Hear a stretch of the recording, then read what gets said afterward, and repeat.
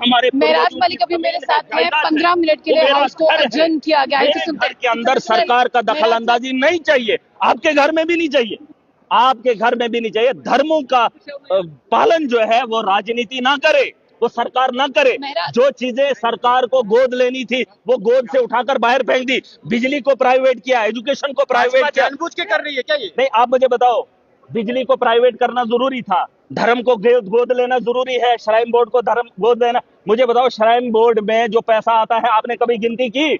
अगर आपने shrine board के अंदर पैसा डाला, क्या आपने कभी ये सोचा ये पैसे का होता क्या है? पूछा आपने कभी?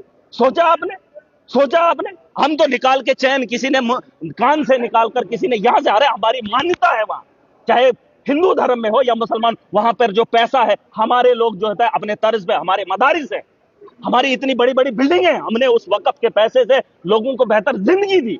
आप मुझे बताओ, हिंदू धर्म, आप सुन लीजिए, नहीं, यहाँ पे धर्म के लोग उसका इस्तेमाल करेंगे। मुझे पता है मेरे धर्म के अंदर किस चीज की जरूरत है, वो मुझे भाजपा के लोग नहीं बताएंगे, वो हिंदू आदमी नहीं बताएगा मुझे कि आपने धर्म में अंदर क्या करना है और इस पैसे का इस्तेमाल कहाँ करना है, इस जमीन के नहीं। सुन लीजिए ना, आप बात सुन लीजिए, ये आपको भी नहीं पता है। आप मुझे बताइए, जो चढ़ावा मुसलमान चढ़ाता है, जो हिंदू, मुसलमानों को हिसाब है अपने चढ़ावे का, मुसलमानों को अपने चढ़ावे का हिसाब है कि अगर मस्जिद में चढ़ावा चढ़ता है उस पैसे का इस्तेमाल कहाँ होता है? सुन लीजिए, अगर मज़ारों पे चढ़ावा चढ़ता है उस पैसे का हिसाब हमने रखा है कि उसका इस्तेमाल कर, अरे सुन तो लीजिए, हमारे पास हिसाब था, हमारे पास ट्रांसपेरेंसी थी। लेकिन आप मुझे बताओ, ये जो यहाँ पर इतना बड़ा मंदिर है जहाँ दुनिया भर से लोग आते हैं, उस पैसे का हिसाब किसके पास है? क्या यहाँ पर किसी एक आदमी के पास है? वो सरकारी आदमी के पास होना चाहिए था कि धर्म के गुरुओं के पास? मैं कहता हूं, धर्म के लोगों के हाथ में धर्म का सम्मान दे दो, जिनका काम है। हम तो धर्म को मानने वाले कौन लोग हैं? आपको लगता है कि हम मुसलमान हैं, मैं नमाज सारी पढ़ता हूं? नहीं पढ़ता हूं। धर्म का पालन नेता नहीं करता है, और धर्म का ठेकेदार नेता कैसे बनेगा? मैं यही बात समझा रहा हूं कि धर्म के मामलात में सरकार बात ना करे। यहां खरबों का पैसा है, आपने हिसाब किया? मेरे पास सबूत भी है, गवाहों के साथ खड़ा हो जाऊंगा। क्या सबूत है? अरे बता दूंगा, अभी तो मैंने बोल दिया ना, सबूत भी हैं, गवाह भी हैं, वक्त आएगा मैं बताऊंगा। चाहे श्राइन बोर्ड में घोटाला है और क्या। आप मुझे बताओ, श्राइन बोर्ड से क्या क्या हुआ? अगर आप उसमें ऑडिट करेंगे, सुने, अगर आप ऑडिट करेंगे, अरे सुन तो लीजिए, अगर आप ऑडिट करेंगे, अपनी एक कमेटी तश्कील देंगे हिंदू धर्म में, अगर आप एक कमेटी तश्कील करेंगे, आप जानने का अधिकार रखेंगे, तो आपको पता चलेगा कि हमारा पैसा कहाँ है और जम्मू कश्मीर के अंदर इतनी बदहाली क्यों है। और धर्म के नाम पे दंगे करवाएंगे, पैसा लूट लेंगे। अरे ये लुटेरे हैं, इनको जहां नकदी मिलता है वहां पूछने वाला कोई नहीं, अटैचा उठा के लेकर निकल रहे हैं। विधायक भाजपा के अंदर क्लैप कर रहे थे जब ये मेट हैं, भाजपा के एमएलए मेट हैं। अगर ये ठेकेदार होते तो मेट कैसे?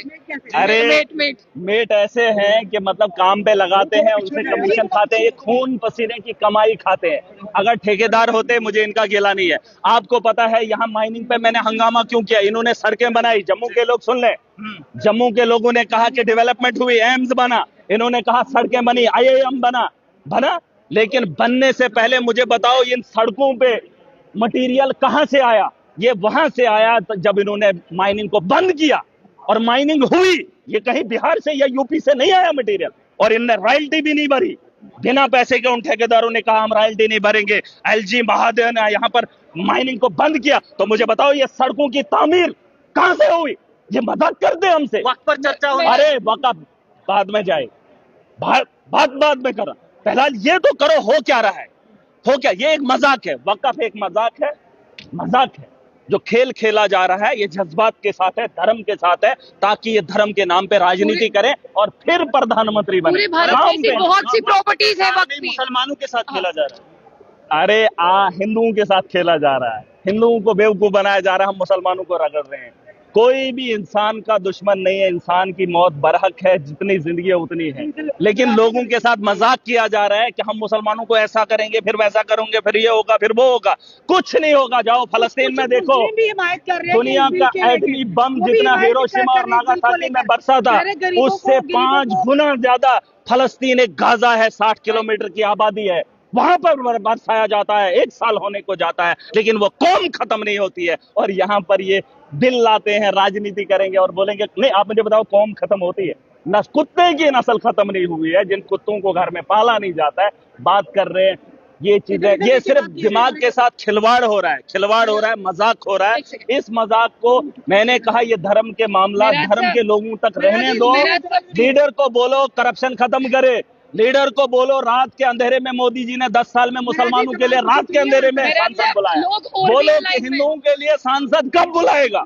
जम्मू के नौजवानों के बारे में। अरे सुनिए, पहले सवाल सुने आप। अरे आप सवाल सुनिए, फिर सवाल का के साथ इन्होंने कहा मुसलमानों के साथ खिलवाड़ नहीं, इस देश के बजटी के लोगों से खिलवाड़ है। अरे मेहराज सब सवाल तो सुन ले। उनको दिखाया जा रहा है हम मुसलमानों के मुखालिफ है, तुम हमें वोट दो। इसके लिए हमने सरकार नहीं बनानी है, हमें सरकार में इसलिए बनाना है ताकि देश को सक्षम बनाना है। मुसलमान खतरे में तो यार उनकी सरकार है, उनका वोट है, उनने काम करना नहीं है धर्म के नाम पे वोट। मेरा सवाल सुने। देखिए अंदर तो स्पीकर ने मना कर दिया कि वो इस पर बात नहीं करेंगे, उनके पास ये अथॉरिटी नहीं है, ये मैटर जो है सब जुडिशियल है और सुप्रीम कोर्ट में है। अब मुझे बताइए, जो आप यहाँ पर हाउस के अंदर हैं, आप लोग क्या करेंगे? ये सवाल ये है और इसका जवाब दें। हाउस के अंदर मैं आपको एक ही बात बताऊंगा, मैं लोगों को समझाने का काम करूंगा। मेरा मकसद है लोगों तक बात पहुंचाना। मैं ये कह रहा हूँ, हाउस के अंदर भी मैं यही बोलूंगा, ये एक मजाक है जो भाजपा ने किया है। मुसलमानों के साथ हमदर्दी दिखा रहा है, हिंदुओं को खुश कर रहा है। वो पार्टी, वो जमात जो खुल्लम खुल्ला मुसलमानों की इस देश के अंदर दुश्मन है। अरे आप सुन लीजिए ना, खुल्लम खुल्ला दुश्मन है, पूरी दुनिया जानती है। और वही मोदी अपने मुंह से कह रहा है, रात के अंधेरे में उसको बिल लाना पड़ता है, मुसलमानों की हमदर्दी दिखाए, मैं मुसलमानों के लिए बेहतर कर रहा हूँ। मुमकिन है क्या? अरे झूठ है, मजाक है, यहाँ पे भी मजाक हो रहा है। एक आखिरी सवाल। आपने लोगों को नींद से जगा दिया, लोग जाग गए। आप लोग वक्फ अमेंडमेंट बिल के लिए क्या करेंगे वो बताइए। वक्फ अमेंडमेंट के लिए देखिए, ऐसा है कि ये हमारी संपत्ति है, हम अपनी संपत्ति पे किसी का खिलवाड़ नहीं देखना चाहेंगे। वो होगा। अरे सुन तो लीजिए, ये मियां बीवी की एक बात है, उसी तर्ज पे ये होती है। ये हमारी संपत्ति है। अभी आप देखेंगे धर्मों के अपने अपने संतान है, वहां पर उन लोगों को अपने तर्ज पे चलाना है। वही मुसलमानों का वक़्फ़ है, उसमें किसी की दखलंदाजी नहीं चाहिए। अरे धर्म गुरु देख लेंगे, धर्म के लोग देखेंगे। इसके अलावा भी तो सरकार के पास काम है। बिजली इन्होंने बेच दी, अडानी अंबानी को सारे दे दिए। अरे ये क्यों गोद लेना चाहते? मुझे बताओ। नहीं, मुझे एक बात बताओ, अगर प्राइवेटाइजेशन हो ही रहा है तो धर्मों को गवर्नमेंट के साथ क्यों लिया जा रहा है? सवाल ये है। गवर्नमेंट की जो असली चीजें थी वो अडानी को दे दी, जहां से वो रेवेन्यू जनरेट करे। अब यहाँ पर नकदी पैसा। आप एक मुसलमान नहीं है, गुलाम अली खटाना भी मुसलमान है। अमेंडमेंट के क्या नुकसान है ये बताइए। देखिए, इसमें जो अमेंडमेंट, अरे इन्होंने क्या किया? धांधली की। अब इसमें ब्यूरोक्रेसी को उसमें डाला, अपने लोगों को डाला। क्या जरूरत है आपके धर्म में दखलंदाजी करने की? आप मुझे बताओ। हम ईद की नमाज पढ़ते हैं, वहां अगर बीच में से हिंदू चलेंगे तो वो नमाज होगी नहीं, क्योंकि उसमें दखलंदाजी नहीं होनी चाहिए। मैं कह रहा हूं, जिसका मुकाम जहां है, जो जिसका काम है वो उसी को करने दो। इसके अलावा सरकार को काम नहीं करना है, रोजगार नहीं देना है, करप्शन पे बात नहीं करनी। उसके लिए कब बात करेंगे? वो जो 2 करोड़ की बात की थी मोदी जी ने 10 साल पहले, उसके लिए कभी दिन के उजाले में भी मौका नहीं मिला। और मुसलमानों की हमदर्दी के लिए रात के अंधेरे में बिल लेकर आएंगे? नहीं। देखिए, ये साफ बात है। बताइए आप होगा क्या? अरे यहाँ तो फिलहाल बीजेपी की सरकार भी नहीं रहनी है फिलहाल। ये देश लिए आने वाला कल किसने देखा? लेकिन ये जो तानाशाही है, ये ज्यादातर। अरे देख लीजिए, जो जिसने दुनिया को बनाया है, जिसने इंसानों को बनाया है और जिसने मजलूम का दर्द देखा, वो ऊपर वाला देख ही रहा है तमाशा।